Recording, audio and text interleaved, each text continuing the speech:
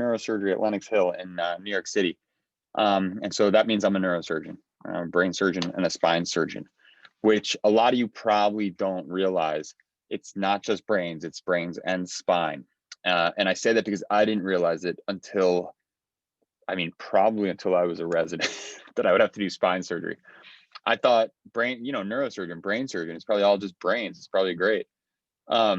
And then you realize that neurosurgery is the entire central nervous system, right? So it's brains, it's spines, it's peripheral nerve. And you actually operate all over the body, which is pretty incredible, right? It's one of the few specialties where you really go everywhere, right? General surgery to a degree, but they spend most of the time in the guts. And so brains and spines. My specialty is brain tumors. I consider myself a neurosurgical oncologist. And but I end up doing a lot of spine surgery because it's just kind of the nature of it. Neurosurgery in general is about 70 to 75% spine. And so if you're fortunate enough that you can subspecialize and do one type of surgery always, you're in a very good place. So I want to ask you guys who you all are. So I know where everyone's from now, but tell me about the pre-med scene. What's going on here? Who started this? Why has it been started? What's happening? Why are you all involved? I guess I can go ahead. So I'm we have three co-founders, Sneha, Sai, and I. We're the three co-founders of the pre-med scene. And we started out as a blog, but we realized there's a lack of opportunity due to COVID. So we're like, maybe we can open up some internships and see how that goes, have people working for us. And then that went really well. So we started a brochure sharing program, guest speaker, MCAT workshop, journal club. And we realized a lot of doctors, such as yourself, are really passionate and really love talking to students and stuff. And so we thought it'd be cool to make a whole program out of it. That's great. Yeah, I think we're in a very unique opportunity. COVID kind of pushed stuff that was already there, but we were able to really modify it very, very quickly to our advantage, right? And these are super powerful platforms, like super powerful. I'm going to tell you guys a little bit later, maybe about the BRAINterns experience, which I don't know if any of you guys were in part of BRAINterns or not. I'm actively, like, literally on my other screen. I've got two monitors, so sometimes I'm going to look over here. On my other monitor is the BRAINterns manuscript with the publication and all the data. And it's absolutely incredible what we're able to do with web-based education and the power of social media as well. And so I've become a huge proponent of that in general. But why don't we start? Well, actually, tell me, where do you guys usually start? What do you want to know from me? Anyone? I want to ask you a question. Hi, Please. I'm Bertilla. I'm from New Jersey, Bergen Community College. And how was the process of transferring from med school to becoming a resident? And I've seen the movies, and they express it as like really hard and very confusing. And I just wanted to know how you experienced it. All right. Well, I'll tell you, someone else asked about the med school journey to neurosurgery. So I'll give you both at once kind of thing. All right. So I went to NYU. I graduated NYU in 2003. All right. It's a long time ago. That was with a degree, a major in neuroscience and a minor in psychology. You can't do psychiatry in undergrad. And I actually didn't go straight into medical school. I took actually 4 years off. While I was at NYU, I decided that I wanted to play music for the rest of my life and be a rock and roll star, I guess. And so I told my family over a very funny conversation. I said, yo, I know you guys have, sent me to NYU and you had all these dreams and everything, but I think I'm going to go play in rock and roll bands forever. So sorry. And they didn't take it well. And they basically also kind of laughed and said, well, you're paying for this, so whatever, which I didn't know was true because it was all student loans. So that was a real rude awakening we'll get to later. And so anyway, I took 4 years off. I played music. I played in bands. I ran a record label. I put on shows throughout, New York City. I toured around this country and some other countries. And while I was doing that, I said, all right, this is awesome. This is like the best. this is really cool, like super cool, but I really can't do it forever because I'm getting old and I can't keep singing the same songs I wrote when I was 22 to kids who are 16 when I'm 30, you know? And it just didn't make any sense. And that's something you got to remember and realize, you know, and the urgency of youth kind of goes away and what you're doing changes, your perspective on things changes, right? And so I said, all right, well, what else can I do? I really like science. I have a degree in neuroscience. I mean, I liked it enough, you know, that I pursued it. I liked basic science research, but I also like philosophy and thinking. And then also, you know, I'm a fairly social person. And so I wanted to be able to interact with people, not just, you know, run gels and PCRs and be alone with a mouse. All right. And so I thought, you know what? When I was a kid, I always said I wanted to be a doctor. Maybe I'll think about this again and I'll go back and I'll pursue medicine.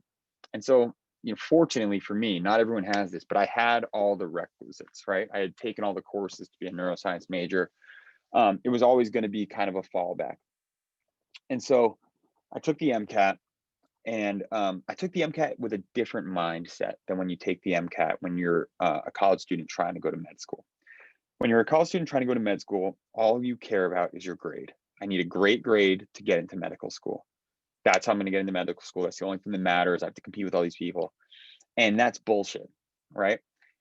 I mean, it's true to some degree. You need a good grade on paper, but that's not why you have to know the material, right? You have to know the material for some reasons for aptitude, but for the most part, it means it gives you insight into understanding everything else that's going to come from medicine, right? To some degree. And so I think I took like a Kaplan prep course, something like that. And the way I studied was I changed my perspective. And I said, why do they want me to know this? Why is this the thing that's being taught here? Why is this the key point, right?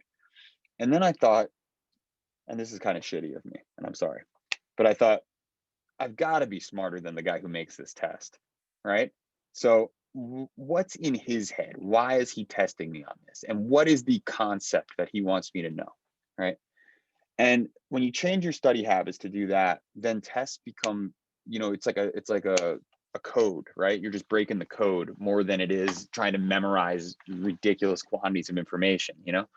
There are things you have to memorize, but for the most part, it's understanding what is the key concept, right? And so I don't know, that may not work for everyone. That was my technique.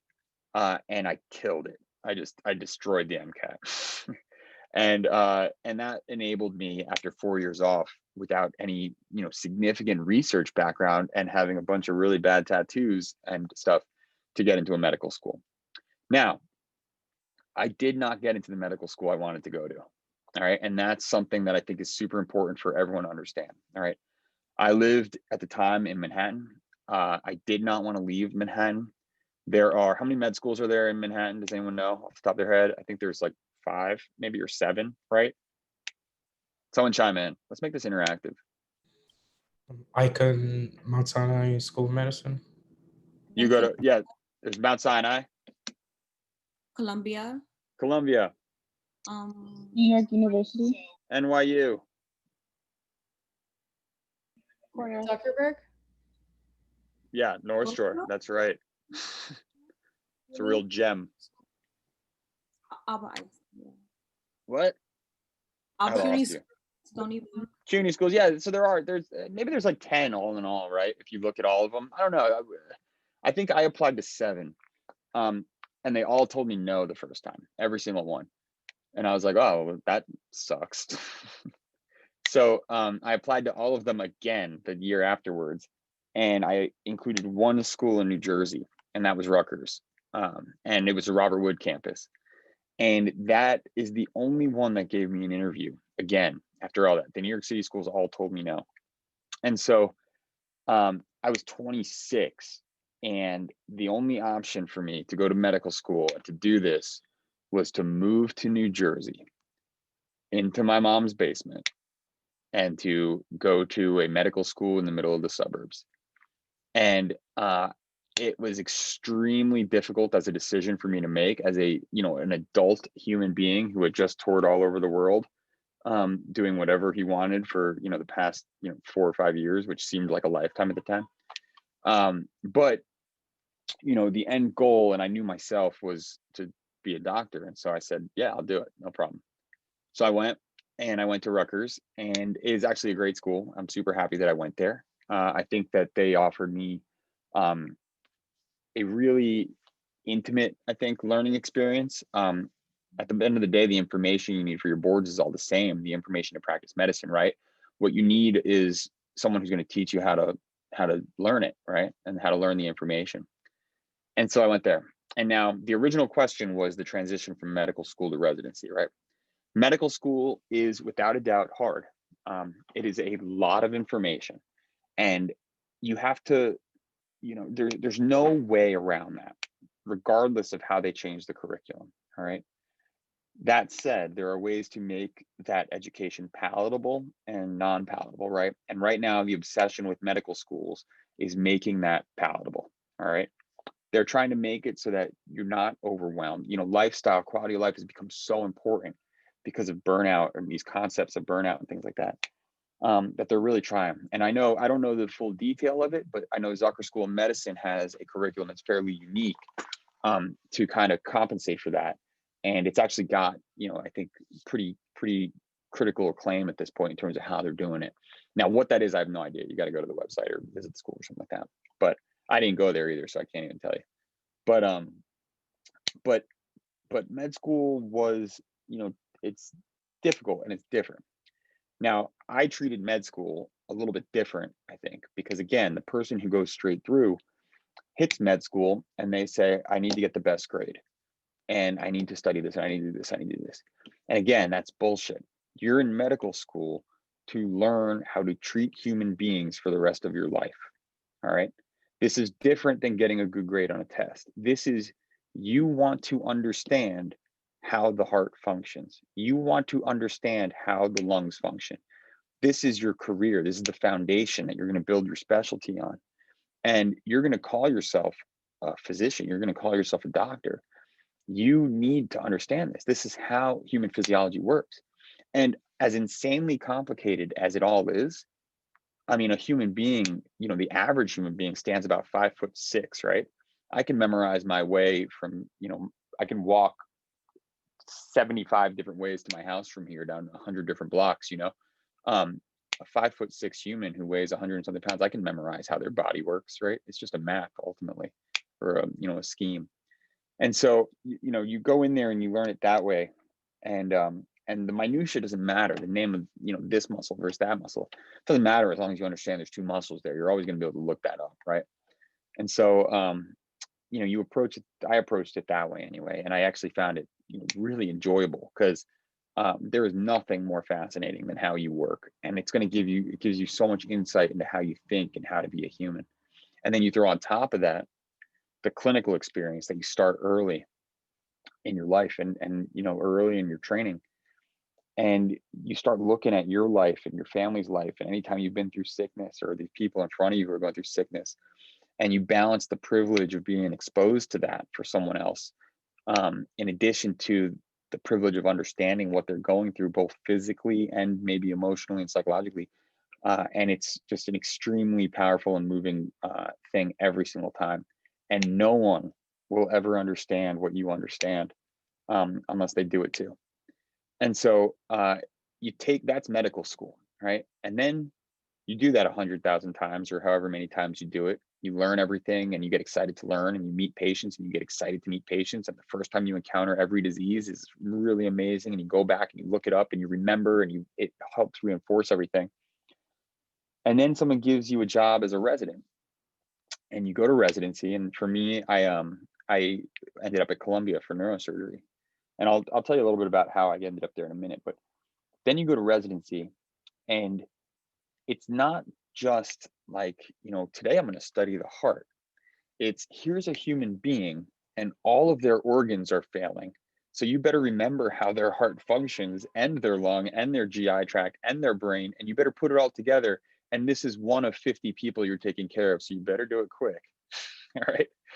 And all of a sudden, that's when you're really learning. All that information all of a sudden gets put into very, very discrete packages. And you realize that it's actually, they're, they're, what's the best way to put it? They are scripts, right? And you're playing a character, or every disease is a character in a movie, and you know exactly how they're going to act because they follow the same script every single time. And you start to get that down and really fast, and all of a sudden medicine becomes kind of easy. It's the patient interaction and the unique kind of interactions and the unique diseases and that stuff that becomes really, really cool. And once again, you're kind of blown away and amazed, and that's residency. Now, just to tie it all back again, how I ended up there, I kind of obviously a neuroscience major. I like brains, and I like thinking about things. And my first and second year of medical school, I said, I want to be a neurosurgeon. So I'm going to find out someplace. I got to do research, I guess. That's what people told me. So I better find a place to do research. And so this is a true story. I Googled brain tumor research, New York City, because I didn't want to be in New Jersey. And the first person that came up was Jeff Bruce at Columbia. And, I knew Columbia was a great school. I had no concept whatsoever of what I was doing. And so I literally, that's what I typed. I said, best like brain tumor, whatever, New York City. And it worked out. And I emailed Jeff Bruce, and he actually didn't respond to me. And I just said, hey, I'm a college student. I've got some funding to do or I want to do some research. I don't have any funding. Could I do it? And he just ignored me. Didn't respond. Little did I know that, he just doesn't respond to email. And so about a week or two went by, and I was like, well, shit, I need to do something. So I emailed one of his colleagues, who immediately wrote me back. And he was like, here's a project studying aneurysms, cerebral aneurysms, and it's already funded, and here's an entire team, and here's a protocol you can use to get some funding, and it was all laid out for me. And I remember like looking at my email, just being like, what the hell's an aneurysm? I don't know what that is. And so I looked it up, and this is another one of those things like spine that I had no idea was brain surgery. I wanted to do brain tumors. That's the only thing I ever thought it was and knew it was. And I was like, yeah, I guess I can do this. It's neurosurgery. Sure, I can figure it out, whatever. And I told him yes. And he sent me another protocol and everything like that. And it was probably, by the time, it was probably like 2 or 3 months after I had kind of reached out to them, that Jeff Bruce finally responded to my email, like literally months later. And he was like, oh yeah, you can do research with me. And so I emailed the other guy back, and I was like, sorry, bud, the other guy I emailed just got back to me. I'm going to go with him instead. And I ditched all these weeks of planning, and I went into the brain tumor lab. And so I met Jeff Bruce, and basically developed a really good relationship with him. We had a lot of things in common, and we were both very passionate about the brain tumor stuff. And he was an incredible mentor to me. And so then I went back and I finished med school, and I said, you know what, I don't have any research. I'm old. I have a lot of bad tattoos. I was like, I'm going to do more research because I really want to be a neurosurgeon. That's what I want to do.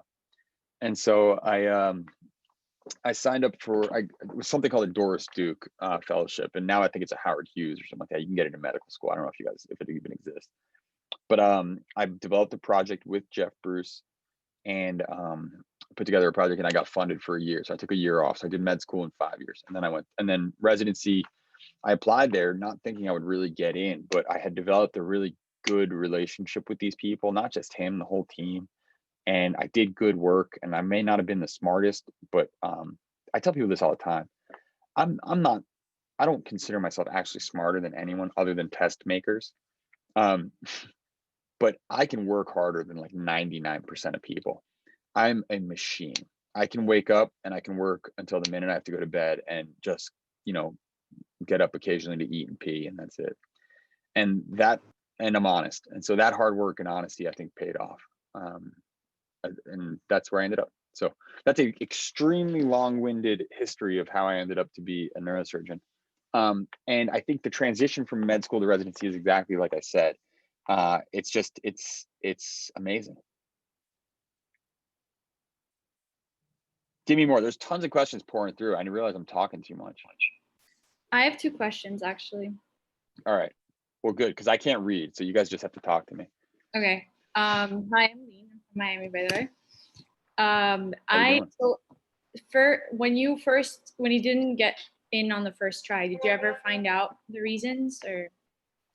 Medical school? Yeah, and then my second question was the research. Sorry, I didn't catch that. The research you did was during med school. Like, is that something that you have to do during med school, like to do research with somebody, or did you do it before or after? So first answer, no, I never found out why. I got ghosted basically by these med schools. They just never wrote anything back. I like to look. I mean, I took 4 years off. I was older. Despite having great board scores, my GPA in college was only like a 3.4. I had devoted myself to playing in rock and roll bands forever.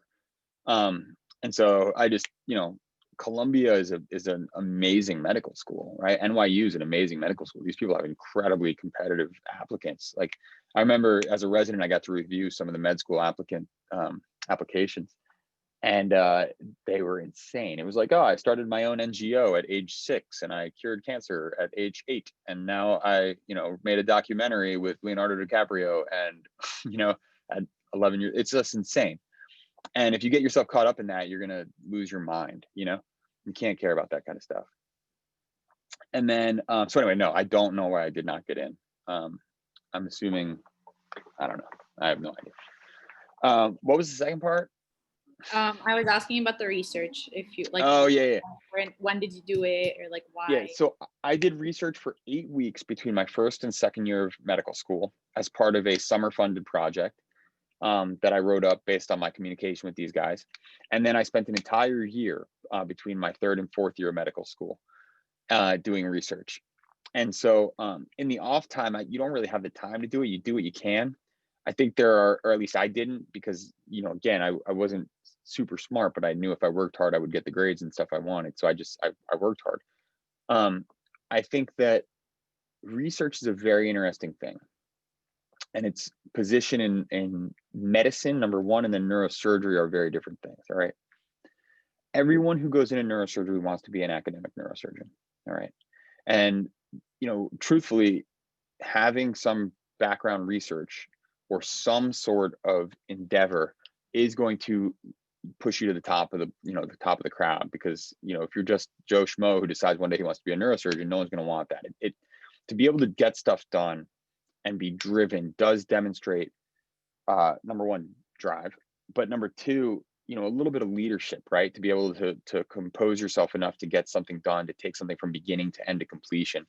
It takes composure and drive and leadership skills and all these things, and that's what people want, and that's the only reason it really matters.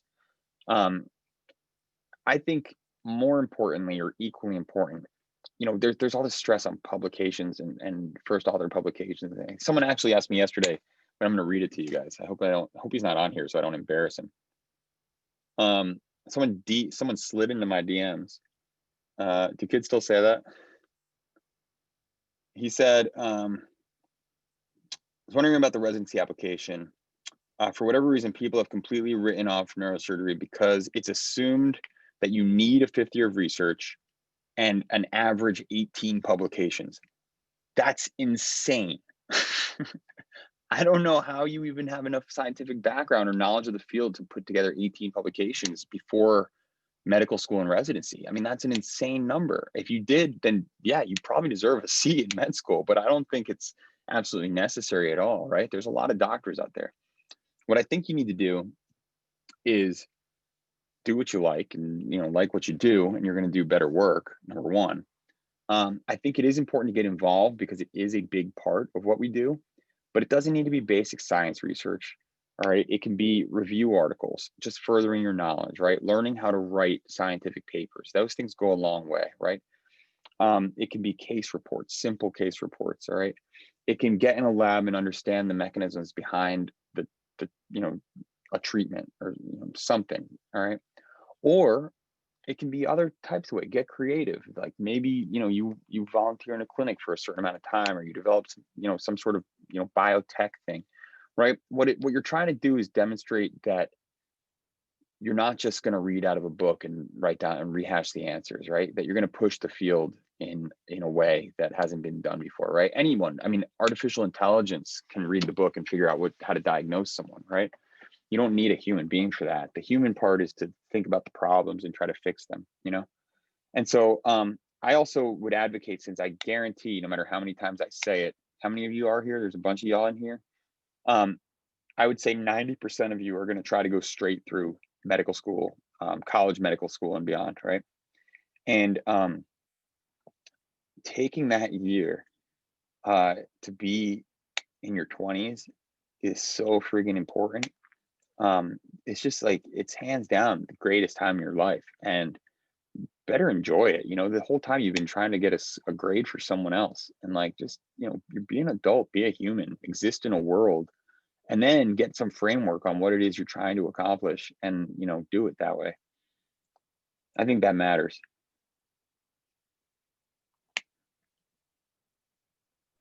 Bottom line is, carve your own path. I can't give you a real answer. do yourself. Yeah, agreed. Thank you. What else? There's a question in the group chat. Mhm. It says, what's one of your most fascinating or most difficult cases you've had as a neurologist? I'm a neurosurgeon. Don't Oh. insult me. I'm just Sorry. kidding. I'm messing with you. Don't worry. Most challenging cases. So I don't do pediatrics anymore. In residency, you have to, and I can't do it. It's pediatric brain tumors, malignant brain tumors, is one of the most horrific and devastating things I could ever imagine. I've got a 4-year-old little boy. I've got another one on the way. And even before I had him, to take someone else's kid and you know, save their life, but then tell the family that, I'm sorry, this trauma isn't the only trauma you're going to go through. Your child is going to die, is the worst thing on the face of the planet. And I would say every single one of those cases are absolutely horrific. All right. The trauma ones are almost easier in a way, even though those are equally as terrible. When a kid dies, when it's a brain bleed, or, you know, someone hit by a car or something like that. I've seen pediatric gunshot wounds, just terrible. But when you bring someone back, and then, you know, the idea is that they're still going to die from it, it's not, it's worse. You know, the family has to live, every time they look at you, they know, every time they look at their kid, it's devastating. So I think those are the toughest things. I still battle with glioblastoma. Glioblastoma, I don't, for those who don't know, I mean, I'm sure you guys are kind of neurosurgery people, but glioblastoma is a grade 4 malignant brain tumor. It comes from the brain, it lives in the brain, it doesn't go anywhere else. And it's kind of like, it's like spaghetti and meatballs, where, you know, when you're going to take out a glioblastoma, you can take out all the meatballs, but the spaghetti sauce is still there, and you can't, there's no way to get it all out, right? And so every time we do a surgery for this, we take out the bulk of the disease, and, you know, we try to get better and better and better and better at doing that. But you're always leaving behind microscopic cells that will kill this human being, and there's no cure for it. And every time, it's by far my favorite surgery to do, because I get better and better and better and better and better at doing it. But I'm getting better and better and better and better and better at doing something that doesn't work, right? The person still dies of their glioblastoma. And those family discussions, those family relationships are incredibly difficult. And there's almost no way to talk to a family like that without feeling that you know something that they don't, even if you are the most honest person ever to them, you know? And that just causes heartache no matter what. And so that's, you know, part of the reason I care about the research so much, is because, you know, every little bit does count here. I mean, look, I'm not gonna cure cancer. It's not my role in this world. All right, my role is something different. I consider myself a good surgeon. I do find it extremely interesting, but I'm pushing 40 years old with 2 kids, and I haven't cured it yet. And so my chances are getting low, you know. And so, but I think that, you know, I'll contribute every little bit I can, and every little bit of experience I can, and my ideas and my passion for it. If I can drive someone else who will, you know, I think that stuff's super important. So those are always hard. And then there's little shit. There's little shit that goes wrong that shouldn't, and those could be hard. Like, let's say, I remember I had a woman who had what seemed like an extremely easy herniated disc. Right? She had had surgery before. She had a small disc herniation on the MRI. I wasn't super convinced, but it was there and it was easy and it matched her symptoms. And so I went and I took it out, and she did not get better. And I was like, well, what do you mean she didn't get better? Like, she's lying to me. She can't be in pain. There's no way, it's impossible. But she was in pain. She was persistently in pain. And so I was younger, I had just started. And so I went back and I did a bigger surgery because I said, well, if she's not decompressed, I got to decompress her more. And I took all the bone off and I took all the disc out and I left her nerve floating in the breeze. And she woke up and she was still in pain. And I was like, I couldn't understand. I couldn't wrap my head around it, and I couldn't fix it with my own hands. And something like that is sometimes equally as devastating as someone who dies, because every time you look at that person, you have to live with the fact that you did something not necessarily wrong, but definitely not right. Something else was going on there. And so, those are pretty hard too. What else? Hi. Feed me. Hi. Hey. I was wondering, so you were talking about just things that you would deal with and just how there was so many things that can go wrong, especially with removing glioblastoma, and how that can still, there's still results in that patient dying. So how do you deal with some setbacks that you may have after your surgeries? And then also some questions in the chat were dealing with maybe being really stressed and burnout in your personal life. So yeah, so I've had this conversation before. So I don't get burnt out. I absolutely love what I do, and I am very, very cognizant of the fact that it takes a lot of hard work, and it takes a lot of focus, and a lot of mental, what's the right word, a lot of kind of ability to step outside and take a look at yourself and see when you're stressed out or what's stressing you out and step out of that. All right. And so I love this, and I love being driven, and I love waking up at 5 a.m. and sprinting until I fall asleep at night, every single day. It's just who I am. I don't get tired of it. The emotional or psychological anguish of dealing with sad outcomes is real. And you deal with it. You recognize it. You understand it's a part of what you do. You step back and you say, this is what you're going through. This is why you're sad. This is who you can talk to about it. This is what it's making you feel, or why it's making you feel that. And you try to look at it objectively and say, well, what could I have done differently? And what can I not do differently? Like, how much of this is just the disease, right? Like I can't cure glioblastoma, but I can do a damn fine surgery that's clinically indicated that will help this person, as is understood by the medical community for some period of time, right? And that's my contribution, right? If it wasn't the right thing to do, people wouldn't, it wouldn't be sanctioned and recommended as consensus, right? And so you just have to have a good head on your shoulders when you're dealing with this kind of stuff. Especially when you are dealing, I consider myself an oncologist, right? I would say in terms of brain tumors, right? It's 50-50 malignant, non-malignant, right? And so for every one that I take out that someone's cured, you're dealing with one who's not cured, all right? Or with neurosurgery, it can be tough. I saw some patients today, and last week and the week before. I deal with a lot of, right now, I'm actually doing a lot of the spinal cord tumors here at Lenox. And the benign spinal cord tumors occur in young people. And those, if you don't get them all out, or if they're more aggressive and they're stuck to things, they come back. And so you're dealing now with someone who's 30 years old or younger, and you do a good job, and there's something with the tumor, and all of a sudden, you now have someone who in 10 years their tumor is going to come back, and you're going to have to deal with this again.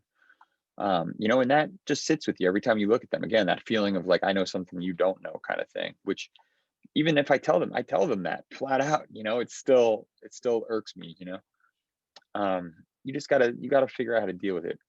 In terms of burnout, I would tell you that it's super important to make time for yourself. All right. My wife put my kid to bed tonight so I could come back. I'm in the office right now. I had already gone home. I went home, I came back. And so this is actually, you guys are my hangout right now. So you're my personal time. And so, and talking about this kind of stuff is cathartic. And so if it wasn't you guys, I talked to my bosses. You just have to have people you can talk to. You got to be open and honest. Okay, thank you. Thank you so much. I had a quick question. So how is family life as a neurosurgeon? Because I know you're very busy, obviously. Yeah, it comes and goes. It changes. To be honest with you, there are weeks that are extremely busy and there are weeks that are not. Right now, so I cover 2 hospitals. I'm here at Lenox Hill and I'm at a hospital called Wyckoff Heights, which is a small community hospital in Brooklyn, New York. And there are weeks when I'm on call in one place and not the other. There are weeks where I'm on call at both places at the same time. And those weeks are very hectic because I have my day-to-day schedule. You know, it becomes really funny, actually. I'm not even that far out into my own practice. Your job, the surgeries actually start getting in the way of the work in a way where it's kind of like, I gotta go do surgery now. This is gonna kill my day. And it's like, that's what you do for a living, you know? And so I wake up at 5 in the morning every morning. Not everyone does, that's just me. I'm in a hospital, depending on which one, by between 5:30 and 6 in the morning. And I work for 2 hours or about an hour and a half, realistically, undisturbed. My kid can't come and get me. My wife isn't awake. The emails aren't pouring in. My phone doesn't ring. That's when I do the majority of my research or reading and responding to emails, lots of emails. I go around, I write notes in the morning. Depending on the day, I'm either in the operating room or in the clinic, okay? And that's every day. It's one or the other. That's it. Sometimes it's both. Sometimes it's not. My clinic days, I strategically end them at around 3 so I can get all my paperwork done and responding to emails. The entire day during that time, I'm peppered with phone calls, just constant, regarding patient care, patient management, people wanting to send me something, research stuff that I'm doing, trying to coordinate with people and meetings. All right. Then I try to be home between 6 and 7 every single day. But sometimes that changes. If I'm operating, I'm operating, you know.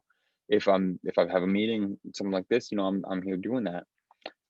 I put my kid to bed, and this is just my schedule. It's not everyone's schedule. I put my kid to bed probably 5 times a week, which I think is fantastic. I give him a bath, I feed him, I put him to sleep. And then I sit down with my wife and we usually talk for like 10 minutes. No, we'll watch the news or something like that. And then depending on the day of the week, I would say probably 3 days of the week, I pull out a computer and I'm doing a little bit more work. And I'm out cold until by like 10:30. And then on weekends, I shut it down. You know, on weekends, I wake up and, you know, I'll go into round maybe for an hour. But for the most part, I'm home. I put it all down because I sprint all week long so that I can do that, you know. And there are times when that's different and times when it's not. I would say the things that I miss out on, I used to go to the gym a lot and I don't right now. I go on the weekends only while my kid is napping. But that's still twice a week, you know, on a good week, which is great. And I think that, I mean, I don't know. I think my wife likes that. I married someone who's very independent. And so I think she's okay. She understands what I'm doing and she does appreciate the time that I'm there. And, you know, I do my best to take the kid when I can and just do my own thing to give her a break too. Cause she's right, especially in COVID, right? There's no school. She's just hanging out with a 4-year-old all day long. But you know, it's good work. There's a lot of rewards to it. And both not just legacy wise, but there's financial rewards to this as well, right? Which I don't like to talk about too much, but it's true. And you know, we get to live in a nice apartment and we don't really worry about things, you know, and that's comfortable. So I had a brief question. Hi. So knowing with the hindsight you have now, what do you think was the best advice you received either in like medical or undergraduate school?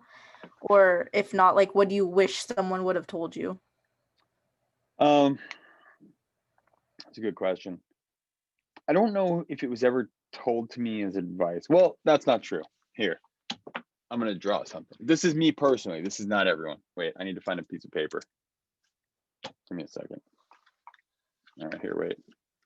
Here's an ad for Moleskine. All right. It's I don't even know if I can draw it right.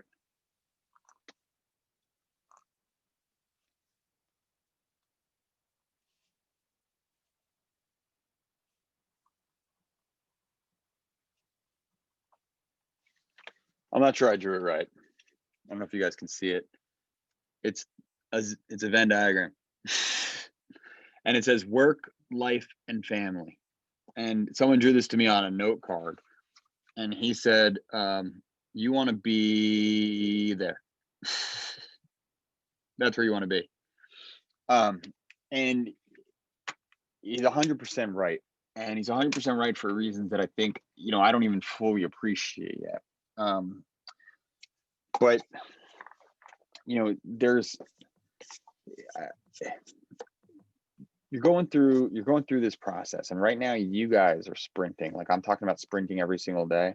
You guys are sprinting because all you want is that finish line. And you're like, I want to be a doctor, or I want to be a researcher, or I want to be this, and I have to get this grade, and I have to take this test, and I have to get, you know, impress this people, and I have to do this research and this many publications, and my name has to be here, and it has to have these letters at the end of it, and I need to go to this school because this is the only thing that matters, and this is where I have to go, and this is the only thing that's going to make me happy. And if you focus on that, you're gonna miss everything. You're gonna miss every opportunity along the way, and there are tons of them. To really find out who you are, which is going to make you happier. It's going to make you more comfortable with what you want to do in life. And it's going to give you a personality. It's going to teach you how to do what you want to do. It's going to make you reliable and trustworthy, and you're going to develop relationships with people who are going to offer you more and more things.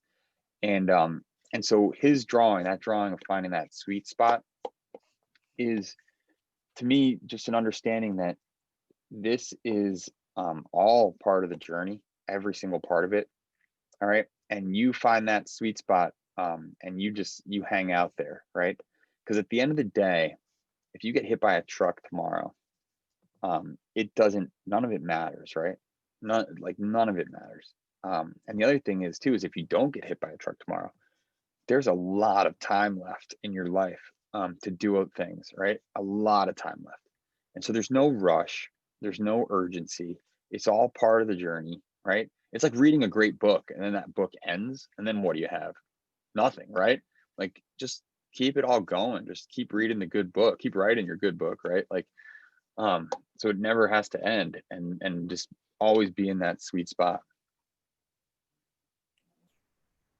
Hi, sorry, can you hear me? I'm driving. Yeah. Okay, great. I'm just curious, like, how collaborative is the process when you're deciding a treatment for a patient, both like with your colleagues and with that patient themselves? Huge, actually. So most academic centers, depending on where you go, have something, some sort of multidisciplinary conference regarding, you know, complex issues that affect multiple disciplines, right? So for something like brain cancer, right, we have multidisciplinary tumor conferences once a week where neurology, pathology, radiology, neurosurgery, social workers, nurses, physical therapists, everyone gets in the same room, and we look at the scans, we talk about the patient, you know, what's important to them, what treatment options they have, what supported those treatment options, you know, based on the pathology, the radiology, and we come to consensus agreements, right? And that is like getting your own internal second and third and fourth opinion. So it's critical. The way to run something right is to do that. You need multiple opinions, and hopefully you're working with smart people, not just people who are going to say, yeah, whatever. We do that for spine, where we have orthopedic and neurosurgeons and physical therapists and pain doctors and neurologists. We do that for brain tumors. There are people who do that for epilepsy. I'm speaking only neurosurgery right now, but there are head and neck cancers, there are ear, nose, and throat specialty groups. This is a huge component of it. And you cannot do anything to a human being without talking to them about it. And so if you want to get in trouble with patients, it's keep them out of their own care, right? Even if they don't understand it, find a way to just put it to them so that they get to make the decision. Because that autonomy, even if it doesn't work, is sometimes all they have left. You know, my father, so my father's got MS. He was diagnosed late stage, right? My father currently recently, about 3 weeks ago or so, lost control of his bladder. All right. It's not just he's not like peeing all over himself, but he can no longer go to the bathroom by himself. All right. My dad's young. And so he has to catheterize himself. He has to put a catheter into his bladder 3 or 4 times a day. And there is no chance that this is going to get better. It's permanent nerve damage. And so for the rest of his life, he has to do that, right? And he is devastated, absolutely devastated, because he's lost that ability to make that decision about what he would want to do, right? And so you have to incorporate people. You have to give them the options. You have to let them know what's going on in their care, because that's all they have. Sometimes, not always, but sometimes. What else? I'm gonna dip out of here around 8:30 just because I do have to. Well, frankly, I have to go home. So you said that you consider yourself an oncologist as well. In your experience with research, how does CRISPR has been involved in how you expect medicine to kind of change and progress in the following years? I mean, CRISPR is a huge technological leap, right? I wouldn't begin to understand its implications for glioblastoma just because no one I've worked with here does it. All right, you're talking about, there are a few centers that are really experts on this. But what I would emphasize to you is this: both anything computer-based, anything modern technological advances, even the COVID vaccine, right? These mRNA vaccines.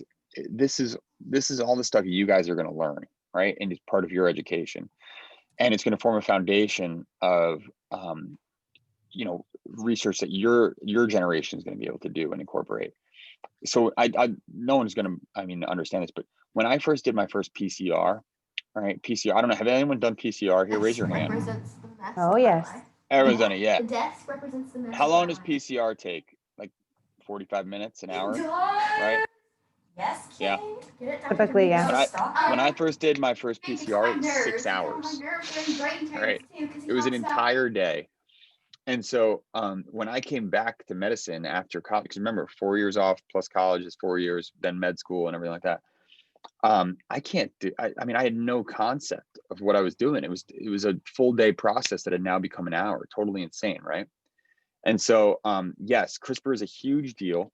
mRNA is going to be a huge deal. It depends what you're interested in. All these things are. And the truth is that understanding that stuff and getting a good foundation in it is the future of what medicine is going to be. I've said this before, and I really believe it. Surgery is amazing, right? All of you are going to love it. And when you watch videos, you're going to absolutely love it. Surgery is archaic. It's horrific, right? We are using steel and string. All right. It's like, think about like warfare, right? There was the Stone Age. That's like trephination, where people bashed each other in the skull with a rock to get the evil spirits out, right? The Stone Age. Then there was the Bronze Age, right? We developed that scalpel, just like the swords that developed. But then warfare kept going, right? There's germ warfare, psychological warfare. There's radiation. There's, nuclear weapons. Maybe that's radiation. I don't know. Surgery is still just string and steel, right?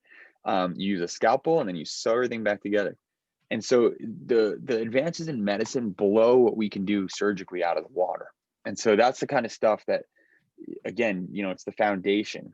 Learn all that stuff, study it, understand how it relates in the future, and especially in fields that you want to have expertise in, and then do what you love anyway.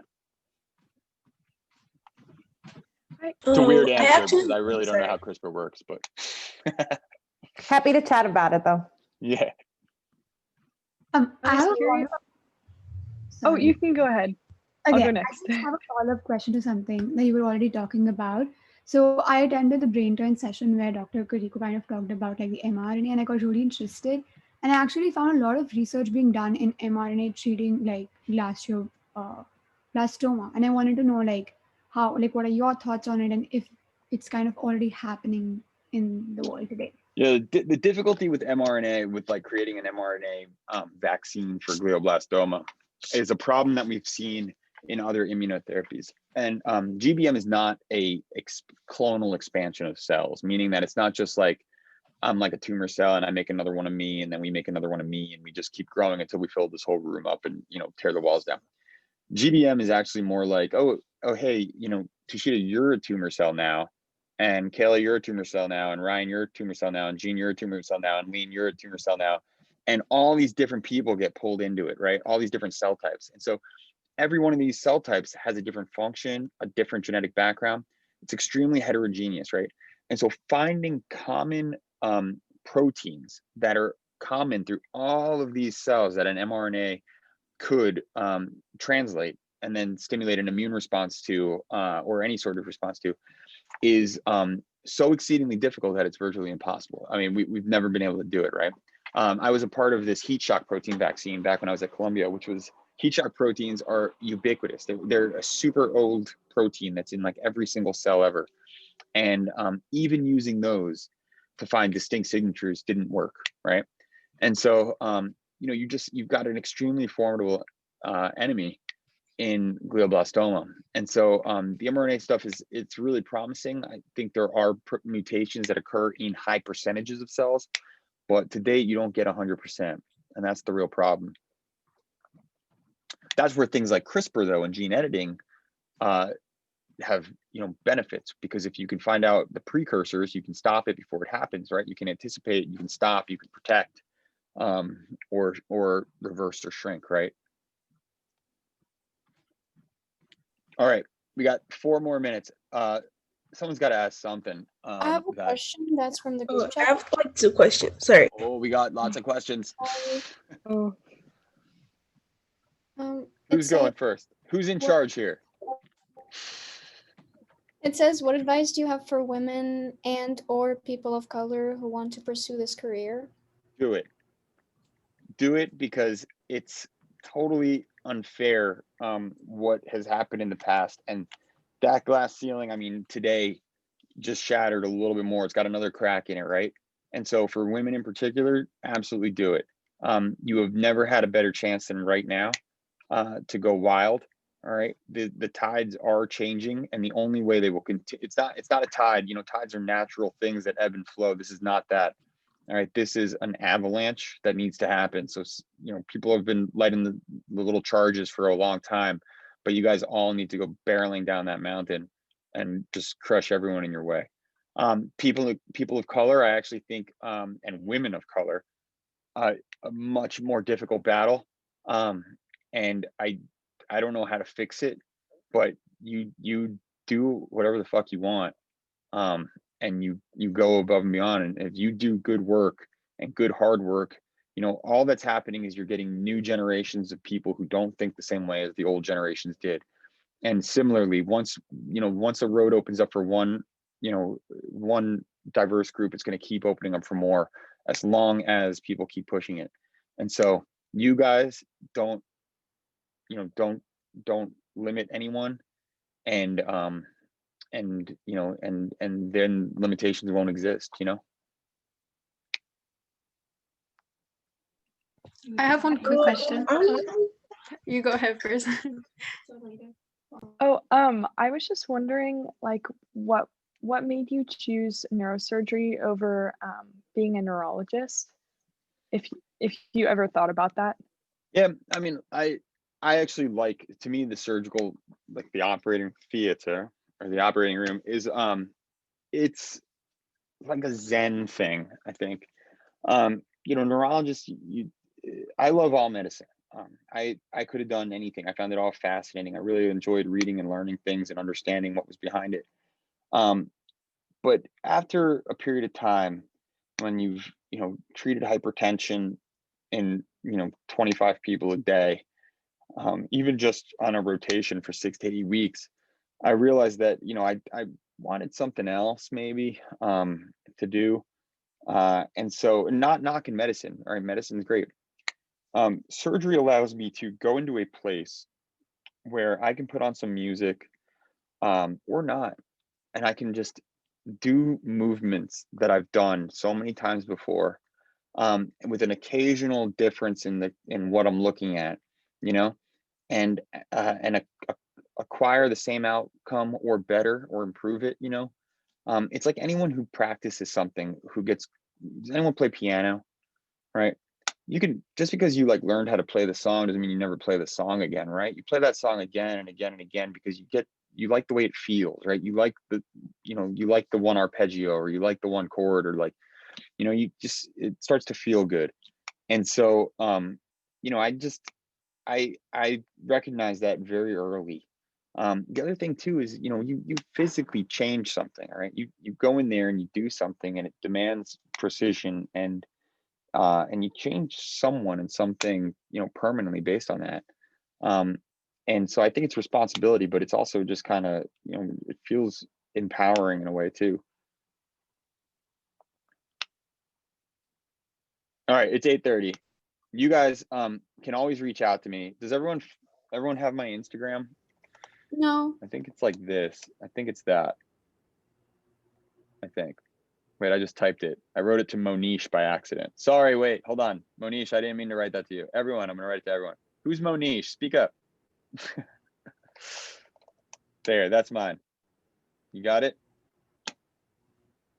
I think that's Instagram. I have a Twitter too. I don't know what that is. Just search for me. I'm findable. Let me just Google it.